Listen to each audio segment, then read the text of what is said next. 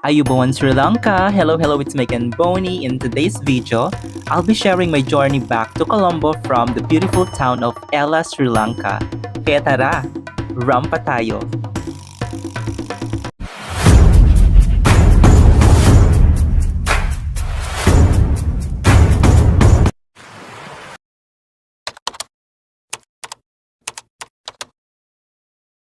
So ayan, sumakay na ako ng tuk-tuk para mabilis, 300 rupees lang.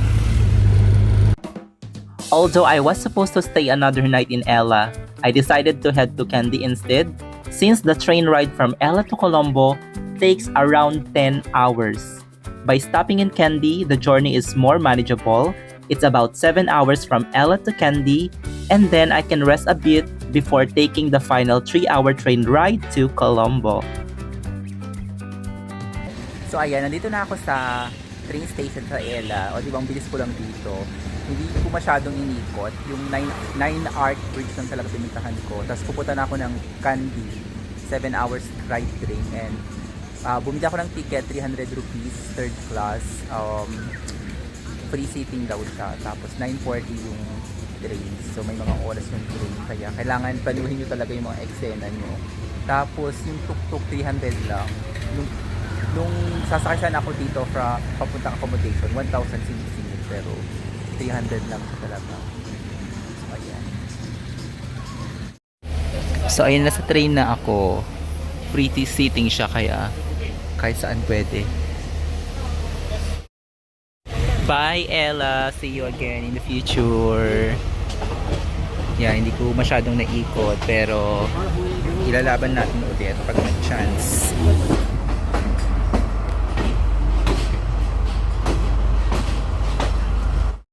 Ayan, nag-stop kami ulit.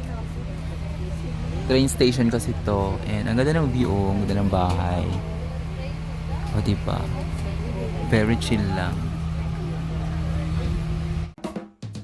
So I actually met up with a friend in Kandy, which is why I didn't film or vlog much while I was there. I just wanted to relax, enjoy the food, and take in the chill vibes while spending time with him.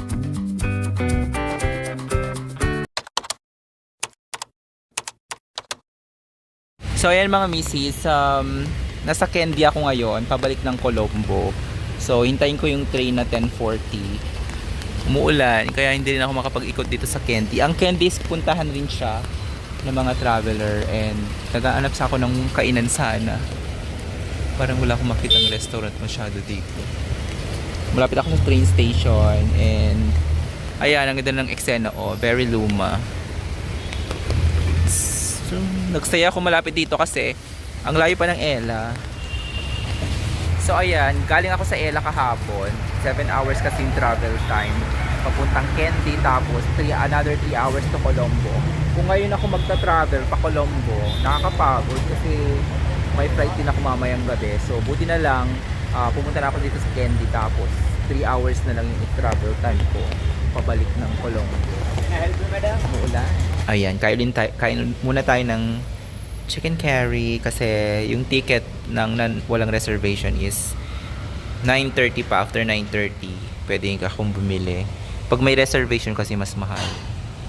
Ayan, pang masa, parang 250 lang to. Magkano lang yun mga misis, mura lang yun. So ayan mga misis, platform to daw ako. Ayan, makikita mo naman yung numbers dyan sa pa-screen. And ito yung platform to pa Colombo. Maaga pa, 10:40 pa yun. So marami pa tayong oras. And developing country ang Sri Lanka so di ko mag-expect ng bonggang-bonggang mga facilities.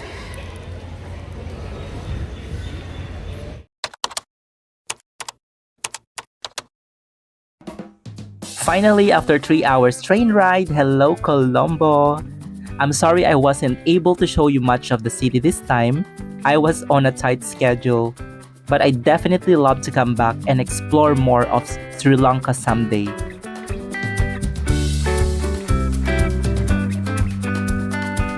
So ayun mga misis, since napakamura dito sa Sri Lanka, nag-book ako ng accommodation sa hostel lang naman para makahiga-higa lang ako, makapagpahinga saglit kahit may flight ako mamayang gabi. So, ang haba pa kasi ng oras and ayoko nang maghintay ng mahaba sa airport. 200 plus pesos lang naman yung per room sa hostel. And kakain, card, hindi na ako nag-withdraw. And ito yung view ng aking accommodation sa labas. So, ayun mga misis, may pa-pool sila, pero hindi ko na siya matatry.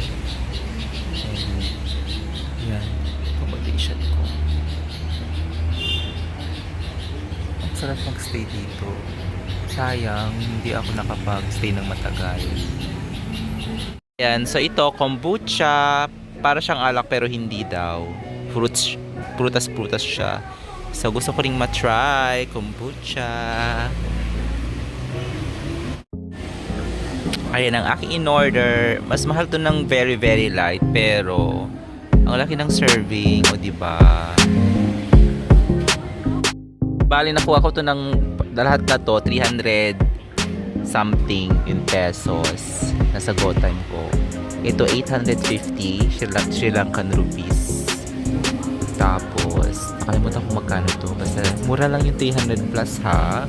Kung titignan mo naman yung serving, ang laki-laki. Tsaka, local food ito. Marami pa kayong makikitang mga murang food sa labas. Like, parang mga 50 pesos lang sa pera natin. Chicken curry na try ko. Yung mga kari-karinderya. Ang sarap. Ayan, kain na tayo.